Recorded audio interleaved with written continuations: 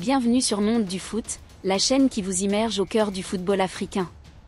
Ce soir, le stade olympique de Rabat vibre d'une énergie électrique pour un choc explosif en quart de finale de la Coupe d'Afrique des Nations féminines 2025.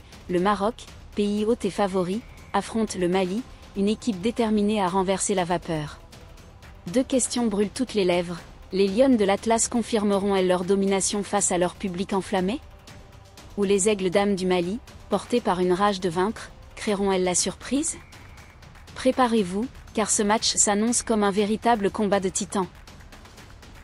Un duel à haute tension. Le Maroc entre dans ce quart de finale avec le vent en poupe.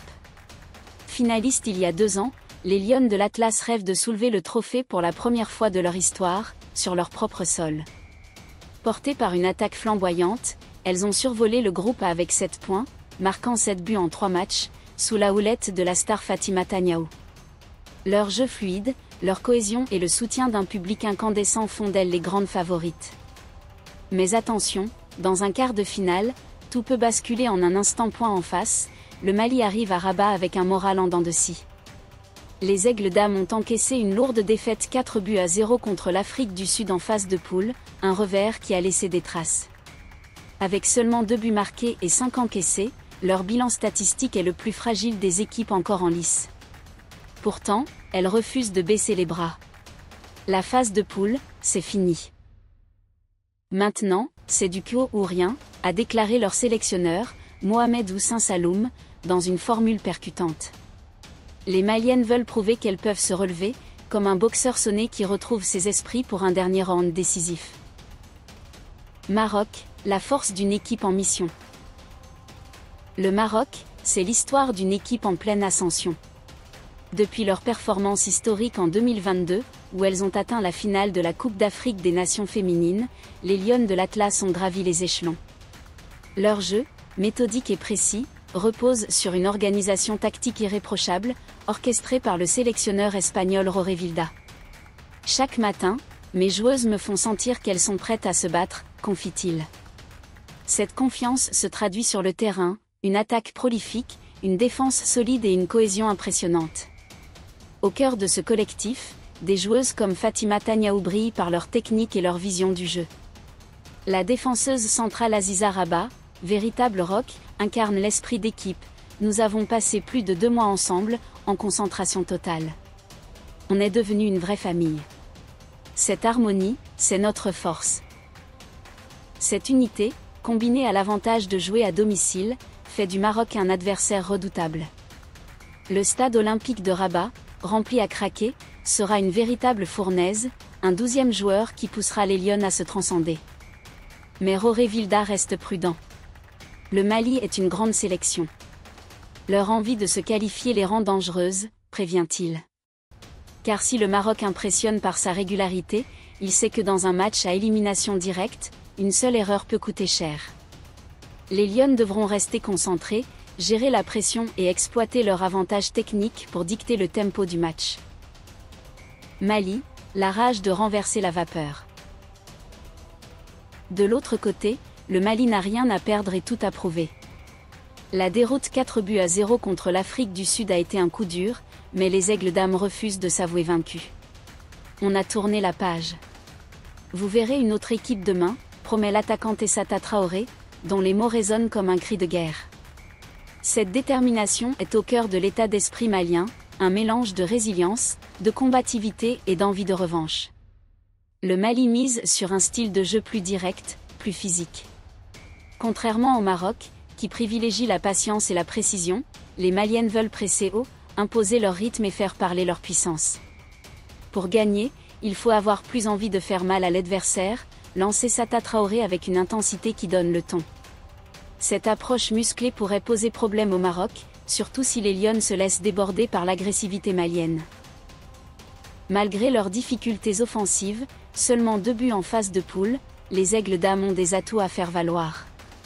La gardienne suppléante Halima Cissé s'est illustrée avec 4 arrêts lors du match contre l'Afrique du Sud, un record pour le Mali dans ce tournoi. De son côté, l'attaquante Saratou Traoré a montré une précision redoutable, cadrant 4 de ses 5 tirs face aux Sud-Africaines. Ces individualités pourraient faire la différence si le Mali parvient à surmonter ses lacunes défensives. Mali, la rage de renverser la vapeur. De l'autre côté, le Mali n'a rien à perdre et tout à prouver. La déroute 4-0 contre l'Afrique du Sud a été un coup dur, mais les Aigles d'Âme refusent de s'avouer vaincus. On a tourné la page. Vous verrez une autre équipe demain, promet l'attaquant Essata Traoré, dont les mots résonnent comme un cri de guerre. Cette détermination est au cœur de l'état d'esprit malien, un mélange de résilience, de combativité et d'envie de revanche. Le Mali mise sur un style de jeu plus direct, plus physique. Contrairement au Maroc, qui privilégie la patience et la précision, les Maliennes veulent presser haut, imposer leur rythme et faire parler leur puissance. Pour gagner, il faut avoir plus envie de faire mal à l'adversaire, lancer Essata Traoré avec une intensité qui donne le ton. Cette approche musclée pourrait poser problème au Maroc, surtout si les Lions se laissent déborder par l'agressivité malienne. Malgré leurs difficultés offensives, seulement 2 buts en phase de poule, les Aigles d'Âme ont des atouts à faire valoir. La gardienne suppléante Halima Cissé s'est illustrée avec 4 arrêts lors du match contre l'Afrique du Sud, un record pour le Mali dans ce tournoi.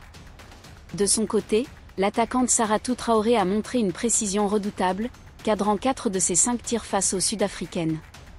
Ces individualités pourraient faire la différence si le Mali parvient à surmonter ses lacunes défensives. Au-delà du résultat, ce match porte une dimension symbolique. Pour le Maroc, une victoire serait un pas de plus vers un sacre historique à domicile, une consécration pour une nation qui investit massivement dans le football féminin. Ce match est super important, pas seulement pour moi, mais pour tout un pays, insiste Aziza Rabat. Le public marocain, connu pour sa ferveur, jouera un rôle clé en transformant le stade en une arène bouillante. Pour le Mali, une qualification en demi-finale, après celle de 2018, serait un exploit retentissant.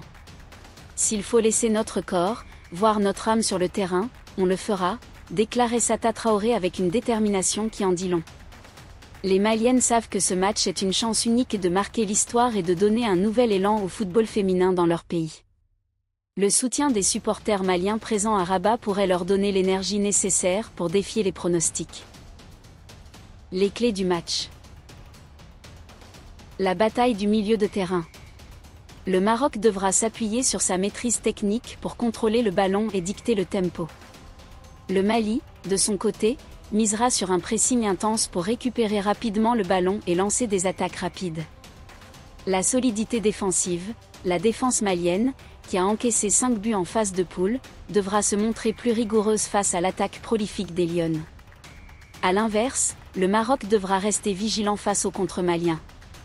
Les individualités décisives, Fatima Taniaou pour le Maroc et Essata Traoré pour le Mali seront les joueuses à suivre. Leur capacité à faire la différence dans les moments clés pourrait déterminer l'issue du match. L'impact du public, la ferveur des supporters marocains donnera un avantage psychologique aux Lions, mais les Maliennes pourraient puiser dans leur orgueil pour transcender la pression. Ce Maroc-Mali promet d'être un choc épique, digne d'un combat de boxe où chaque coup compte. Les Lions de l'Atlas, portés par leur public et leur dynamique, partent favorites. Mais les Aigles d'Âme, animés par une soif de revanche, ont les armes pour créer l'exploit. Comme l'a si bien dit Mohamed Hussein Saloum, tu joues, tu passes. Tu perds, tu rentres à la maison. Ce soir, à 19h GMT, le stade olympique de Rabat sera le théâtre d'une bataille où le cœur, la stratégie et la détermination s'affronteront. Qui montera sur le ring avec assez de force pour en sortir vainqueur ? Réponse dans quelques heures.